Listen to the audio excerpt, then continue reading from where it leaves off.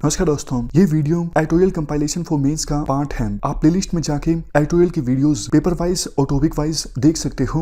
और अगर आप दिसंबर 2019 के बाद की वीडियोस को देखना चाहते हो तो वीडियो के नीचे मौजूद ज्वाइन बटन की सहायता से आप मेंबरशिप को ज्वाइन कर सकते हो।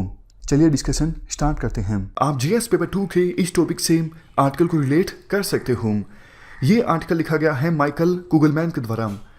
देखो, जब ट्रंप राष्ट्रपति पद का चुनाव लड़ रहे थे अमेरिका में, तो उन्होंने वादा किया था अगर मैं राष्ट्रपति बनता हूं तो यूएस की फोर्सेस दूसरे देशों में जहां पर भी वार में एंगेज्ड हैं, फॉर एग्जांपल सीरिया, अफगानिस्तान, मैं अपनी फोर्सेस को वापस यूएस में लेके आऊंगा, क्योंकि ये जो वार है वो यूएस के हित में नहीं है और इससे यूएस के काफ़ी सारे जो जवान हैं वो भी मारे जा रहे हैं। तो सीरिया से आपने देखा कि कुर्द को अपने भरोसे छोड़ते हुए यूएस सीरिया से अपनी फोर्सेस को वापस लेके गए।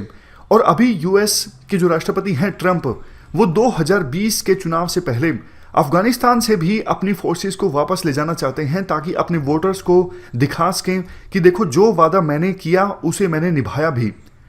तो हुआ क्या, कुछ दिनों पहले तालिबान के साथ बातचीत चल रही थी यूएसए के स्पेशल रिप्रेजेंटेटिव जो फॉर अफगानिस्तान जो हैं जालमे खलीलजाद, वो तालिबान के साथ बातचीत कर रहे थे ताकि किसी प्रकार का कोई एग्रीमेंट साइन हो सके तालिबान के साथ और यूएस की जो इज्जत है वो भी बच सके। यूएस पर यह आरोप ना लगे कि अफगानिस्तान को अपने भरोसे छोड़कर चला गया यूएस और एक प्रकार से धोखा दे दिया यूएस ने अफगानिस्तान को। इस प्रकार का आरोप यूएस पर ना लगे तो यूएस अफगानिस्तान को छोड़ने से पहले किसी प्रकार का एग्रीमेंट साइन करना चाहता है तालिबान के साथ। एग्रीमेंट देखो होने ही वाला था, लेकिन तालिबान ने काफ़ी सारे बम हमले किए, मतलब अटैक्स को कैरी आउट किया अफगानिस्तान में। तो उस समय एकदम से ट्रंप ने नेगोशिएशंस को रद्द कर दिया था।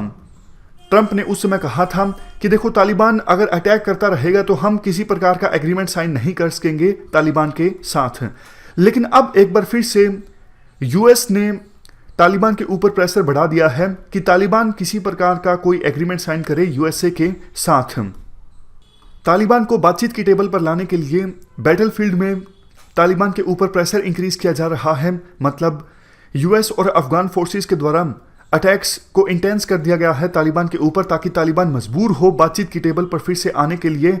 और हाल ही में यूएस के जो स्पेशल रिप्रेजेंटेटिव फॉर अफगानिस्तान हैं जालमे खलीलजाद, इन्होंने यूरोपियन यूनियन और नाटो के लीडर्स के साथ मुलाकात की और इन्होंने पाकिस्तान में भी विजिट किया। और वहाँ पर ऐसा कहा जा रहा है कि तालिबान डेलीगेशन के साथ भी इनकी मीटिंग हुई। यानी मतलब साफ है कि यूएसए एक बार फिर से कोशिश कर रहा है कि जल्द से जल्द कोई एग्रीमेंट साइन हो तालिबान के साथ और वो अपनी फोर्सेस को अफगानिस्तान से ले जा सकें। अब क्वेश्चन ये उठता है कि ऐसी सिचुएशन में इंडिया के लिए क्या ऑप्शन है। ऐसी सिचुएशन में देखो, इंडिया को काफ़ी डिफिकल्ट डिसीजंस लेने होंगे, क्योंकि फिलहाल की सिचुएशन में पाकिस्तान जो है वो यूएसए की तालिबान के साथ बातचीत को फैसिलिटेट कर रहा है। यानी पाकिस्तान का एक्टिव रोल है और पाकिस्तान इंडिया का राइवल है, जबकि इंडिया का कोई एक्टिव रोल नहीं है अफगानिस्तान की पीस प्रोसेस में। तो ये इंडिया यहाँ पर डिसएडवांटेज में है।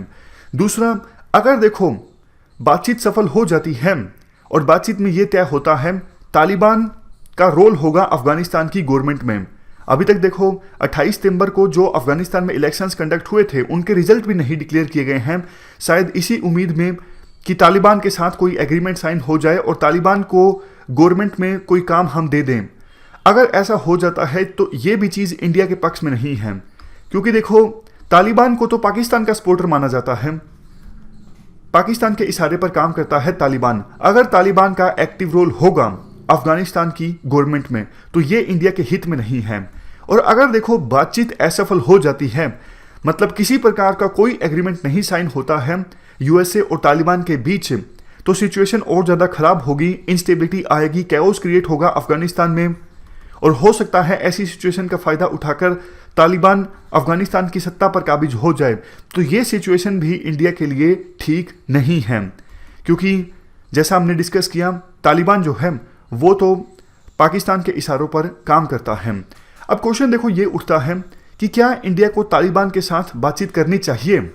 इस इशू पर भी भारत की सरकार जो है वो डिलेमा में है, कंफ्यूज्ड है, क्योंकि क्या तालिबान पर हम भरोसा कर सकते हैं कि वो हमारे साथ अच्छा संबंध रखना चाहेगा, क्योंकि तालिबान ने हमेशा पाकिस्तान के कहने पे काम किया है, तो शायद हम तालिबान पर भी भरोसा नहीं कर सकते हैं।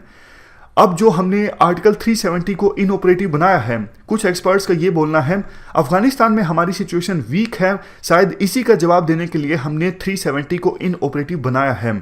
कुछ भी कहो, सिचुएशन जो है अफगानिस्तान में काफ़ी ज़्यादा वोलेटाइल होने वाली है आने वाले कुछ समय में, और इंडिया को ऐसी सिचुएशन में काफ़ी डिफिकल्ट डिसीजंस लेने होंगे। तो ये पूरा आर्टिकल हमने डिस्कस किया। इस डिस्कशन में फिलहाल इतना ही है। Thank you very much for discussion.